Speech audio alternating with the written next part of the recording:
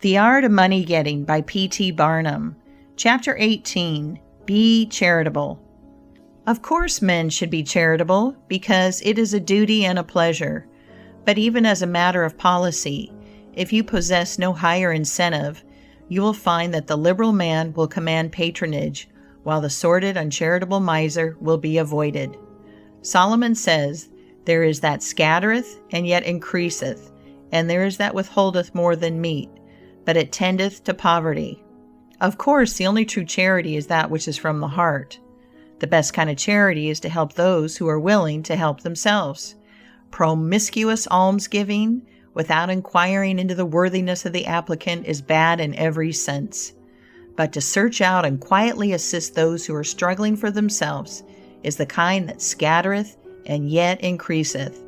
But don't fall into the idea that some person's practice of giving a prayer instead of a potato and a benediction instead of bread to the hungry. It is easier to make Christians with full stomachs than empty. End of Chapter 18.